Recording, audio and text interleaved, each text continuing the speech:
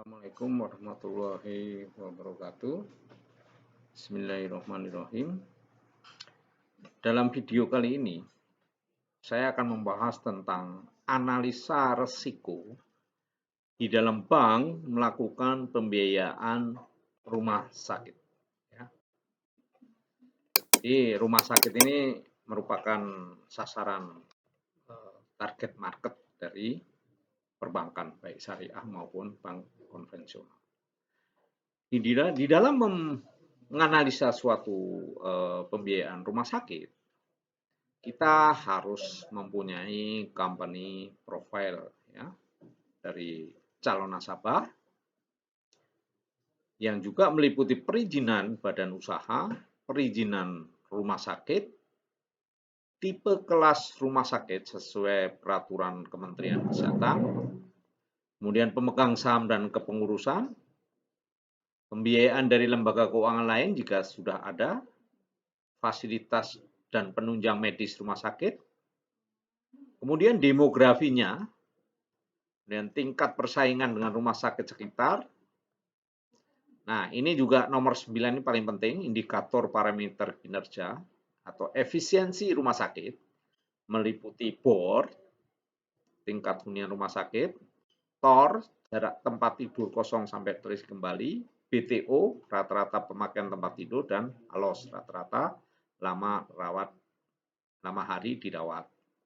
Kemudian kondisi keuangan dan cash flow, pengelolaan limbah rumah sakit, dan rencana strategis 5 tahun ke depan.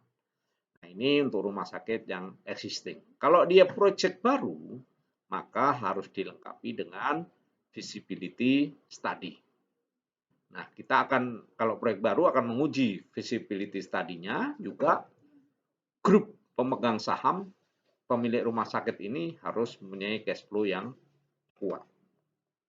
Nah, kita mulai dengan identitas dan perizinan badan usaha. Ya. Jadi setiap rumah sakit yang didirikan harus mempunyai badan usaha, meliputi nama pemohonnya nanti siapa, ya, alamatnya, akte pendirian, akte perubahan terakhir, ini penting. Ya.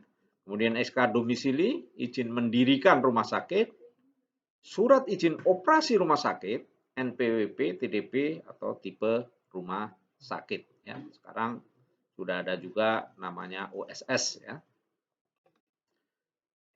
Nah, kita menginjak ke perizinan rumah sakit. Ini sangat penting. Ya. Perizinan rumah sakit ini diatur melalui Peraturan Menteri Kesehatan Nomor 3 tahun 2020. Ini perubahan terakhirnya ya, tentang klasifikasi dan perizinan rumah sakit. Ya. Jadi ini syarat yang harus kita lihat paling awal ya. Kemudian perizinan pendirian rumah sakit itu ada dua. Izin mendirikan rumah sakit dan izin operasional.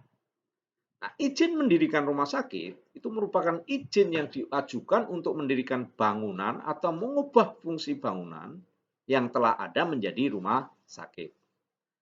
Jangka waktunya berlaku selama rumah sakit memberikan layanan kesehatan. Jadi izin mendirikan ini selamanya.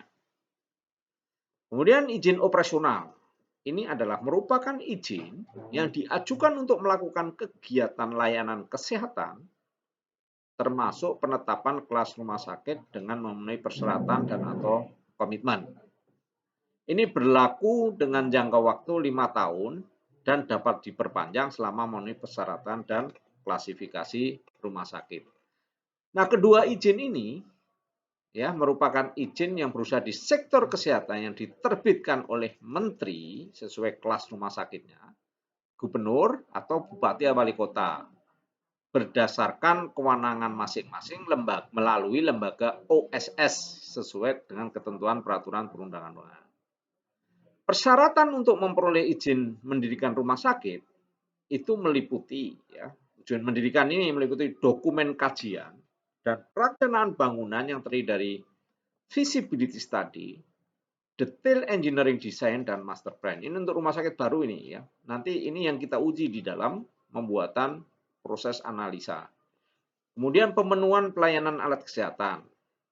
Adapun kewenangan perizinan, mendirikan dan operasional untuk tipe kelas A atau PMA oleh Menteri melalui Dirjen. Kalau rumah sakit tipe kelas B oleh Gubernur, dan kelas C dan D diberikan oleh Bupati dan Wali Kota.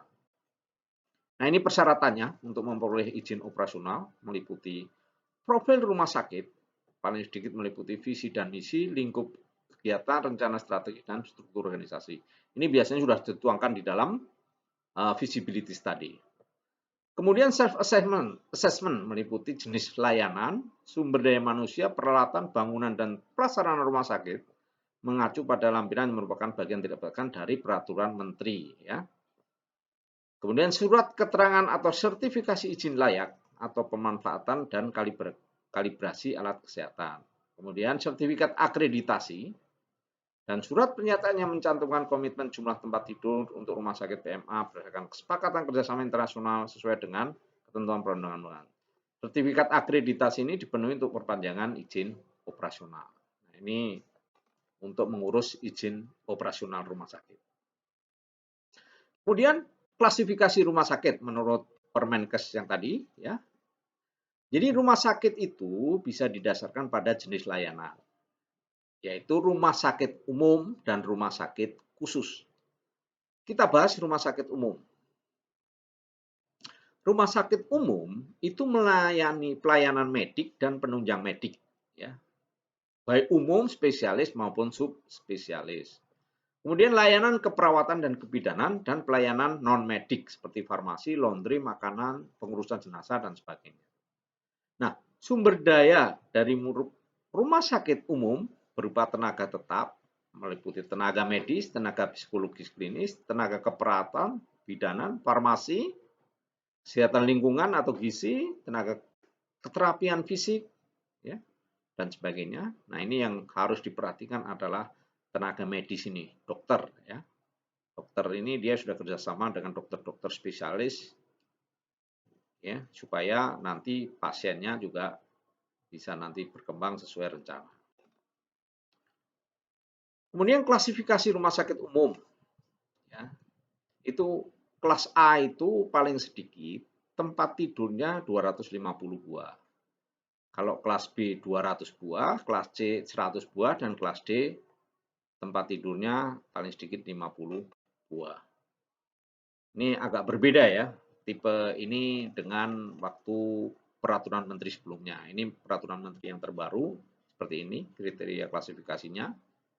Yang kedua, rumah sakit khusus. Ya. Jadi rumah sakit khusus itu memberikan pelayanan utama pada satu bidang atau satu jenis penyakit tertentu berdasarkan disiplin ilmu, golongan umur, organ, jenis penyakit atau kekhususan lainnya. Nah, rumah sakit khusus dapat melakukan pelayanan lain baik berupa rawat inap, rawat jalan, atau kegawat daruratan. Pelayanan rawat inap untuk pelayanan lain di luar kekhususan paling banyak 40% dari seluruh jumlah tempat tidur. Ya, rumah sakit khusus itu ada rumah sakit ibu dan anak, rumah sakit mata, gigi, mulut, jantung, dan sebagainya. Kemudian layanan kesehatan dari rumah sakit khusus, tadi paling sedikit pelayanan medik, penunjang medik, keperawatan atau kebidanan, dan pelayanan non-medik. Nah, ini juga harus menjadi perhatian bank apabila kita membiayai rumah sakit, masuk rumah sakit umum maupun rumah sakit khusus, karena ketentuannya agak berbeda.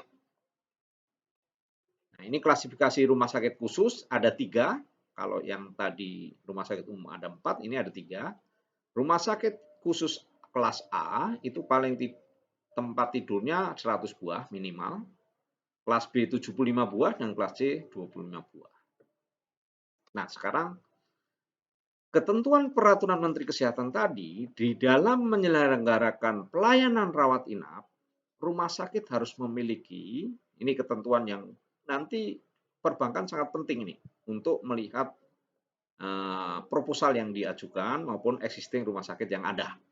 Jadi jumlah tempat tidur perawatan kelas 3 minimal 30% dari seluruh tempat tidur untuk rumah sakit milik pemerintah pusat dan Pemda. Kemudian kalau milik swasta itu 20% dari seluruh tempat tidur. Ini kelas 3 ya. Jadi tidak boleh suatu rumah sakit itu hanya melayani kelas 1 dan VIP ya. Jadi harus ada rumah sakit kelas 3-nya dengan ketentuan kalau swasta 20% minimal, dan untuk Pemda maupun rumah sakit pusat, pemerintah pusat 30%. Nah, jumlah tempat tidur perawatan di atas perawatan kelas 1 atau VIP paling banyak 30% dari seluruh tempat tidur untuk rumah sakit milik pemerintah pusat, Pemda, dan swasta. Jadi VIP-nya maksimal 30%. Jumlah tempat tidur perawatan intensif paling sedikit 8% dari seluruh tempat tidur. Ya. Di mana jumlah tempat tidur perawatan intensif untuk rumah sakit umum terdiri dari atas 5% untuk pelayanan ICU dan 3% untuk pelayanan intensif lainnya. Nah, ketentuan tersebut dikecualikan untuk rumah sakit khusus mata dan rumah sakit khusus gigi dan mulut. Kemudian yang kita uji lagi adalah, yang kita analisa adalah fasilitas dan penunjang medis rumah sakit. Kita harus perhatikan kelengkapan di dalam penunjang medis dan fasilitasnya. Misalnya unit rawat jalan, ya. Ini kita harus lihat. Klinik-klinik yang tersedia itu cukup lengkap, Mbak. Ini supaya rumah sakit juga yang kita biayai nanti juga mampu bersaing dengan rumah sakit sekitarnya, ya. Misalnya ada klinik bedah ortopedi, klinik bedah plastik, ya. Klinik THT, urologi, mata, penyakit dalam, anak, kandungan, dan sebagainya. Kemudian unit rawat inap, ya, jadi ruang perawatan umum, ruang VVIP-nya, VIP, kelas 1, 2, 3, dan ruang isolasi. Ini harus perhatikan juga ketentuan peraturan Menteri Kesehatan. Kemudian ruang perawatan kebidanan, ruang perawatan anak, ya, UGD, unit kamar operasi, unit ICU, dan sebagainya. Kemudian unit pelayanan penunjang medis seperti radiologi, ya, alat MRI, ini penting, ya, USG, endoskop, ya. Kemudian ada dokter spesialis radiologinya, unit laboratorium, unit farmasi, gizi, kamar jenazah, dan sebagainya. Ini sangat penting di dalam kita menganalisa sebuah rumah sakit, ya, kelengkapan atas fasilitas dan penunjang medis. Semakin dia lengkap akan semakin baik, gitu ya. Kemudian apa layanan unggulan dari rumah sakit tersebut? Misalnya ortopedik klinik, ya, neurosurgical klinik, plastik surgery, ya, kardiovaskular klinik, sport wellness center, ICU, radiologi, unit pelayanan gizi. Ini layanan-layanan unggulan yang minimal harus tersedia di dalam suatu rumah sakit yang kita akan biayai, ya, supaya pasien itu tidak harus menunggu untuk menggunakan peralatan-peralatan penunjang medisnya. Ini contoh layanan produk dan layanan, ya, USG dan sebagainya, ya, klinik onkologi dan sebagainya. Nah, yang kita juga harus perhatikan adalah demografi. Ini saya contohkan misalnya demografi di suatu kota Malang misalnya. Kita harus lihat. Karena ini penting. Karena rumah sakit itu sangat berkaitan dengan jumlah penduduk atau demografi dari suatu daerah. Ini misalnya di kota Malang, ya. Ini luasnya mencapai 110 km persegi, terdiri dari 5 kecamatan. Ada 961.000 jiwa, PDRB-nya juga 66 juta tahun 2010. Nah, kemudian kelompok sejahteranya ada berapa? 90,2%, prasejahteranya 9,8%. Nah, ini adalah data-data. Ini tahun 2012 pertumbuhan ekonominya juga stabil di atas 5%. Ya, data-data ini sangat penting untuk mendukung terhadap keterisian dari suatu rumah sakit. Ya, jadi ini harus kita jadikan alat untuk analisa ini di dalam kita menganalisa sebuah rumah sakit. Kemudian kita lihat efisiensi rumah sakit, ya. Ini penting. Efisiensi rumah sakit itu ada dilihat dari yang pertama adalah BOR. BOR itu adalah bed occupancy rate atau tingkat hunian rumah sakit, kayak hotel, ya, tingkat huniannya. Kalau kita lihat kondisi ideal menurut Departemen Kesehatan tahun 2005, bor suatu rumah sakit itu antara 60 sampai 85%. Ini baru efisien ya. Nah, ini ada contoh rumah sakit yang bornya sekian nih. Jadi masih jauh di bawah standar. Kemudian yang kedua adalah turnover internal atau TOI. Ini adalah jarak tempat tidur kosong sampai dengan terisi lagi. Ya, itu nggak boleh ada masa tunggu. Itu jarak tempat tidur kosong sampai dengan terisi lagi. Itu yang wajar menurut kondisi ideal adalah 1 sampai 3 hari. Ya, tapi ada rumah sakit yang seperti ini, 8 hari, 4 hari, 5 hari. Nah, ini harus kita menjadikan perhatian. Kemudian bed turnover atau rata-rata pemakaian tempat tidur. Ini adalah 40 sampai 50 kali per tahun. Ya, ini ada rumah sakit yang 29 kali, biasanya baru ini, kemudian udah naik. Ya. Kemudian ALOS, average length of stay, rata-rata lama hari rawat. Ya, standar Depkes itu 6 sampai 9 hari. Nah, ini kalau suatu rumah sakit masuk dalam kriteria-kriteria ini di dalam efisiensi rumah sakitnya seperti BOR, TOI, BTO, ALOS, maka biasanya ini cash flow-nya akan bagus. Ya. Karena sudah masuk dalam standar minimal. Nah, kemudian ada juga yang rumah sakit yang tidak masuk di dalam kriteria ini sebagian. Nah, itu yang kita uji juga supaya kita bisa masuk nggak ke pembiayaan rumah sakit tersebut. Ini contoh ya. Ini adalah kondisi persaingan di rumah sakit di daerah yang domisili rumah sakit tersebut. Ini contoh misalnya ada di Kota Malang. Ini ada 14 rumah sakit, 15 puskesmas, 68 klinik, dan balai kesehatan 2017. Ini contohnya ya. Di sini ada jelas indikator efisiensi rumah sakitnya. Bornya berapa, alosnya berapa, toinya berapa. Ya. Kelihatan di sini. Dia tipenya kelas A, B, dan sebagainya. Ya, ini semua rumah sakit ada ini. Kemudian kita lihat peralatan medis dan penunjang medisnya. Ya, itu semua rumah sakit ini terdata. Ini kita harus punya datanya. Ini dari sumbernya dari Kementerian Kesehatan. Nah, berdasarkan data kelas rumah sakit yang sama dengan nasabah, yang akan kita biayai, yang kita analisa, bor rumah sakit sendiri rata-rata 59 hari. ALOS rata-rata 3,5 hari, bawah kondisi ideal. TOI rata-rata 3, kali. Ya. Jadi ini kita harus perhatikan ini, rata-ratanya berapa. Karena ini terkait nanti dengan asumsi yang akan kita buat. Nah, ini kalau di Jakarta, ya, ini seperti ini sumbernya Kementerian Kesehatan, ya, bornya sekian, alosnya 4, ini, tipe kelasnya, ya, seperti ini. Nah, ini sumber ini, data ini harus kita punya pada saat kita menganalisa proposal pembiayaan rumah sakit.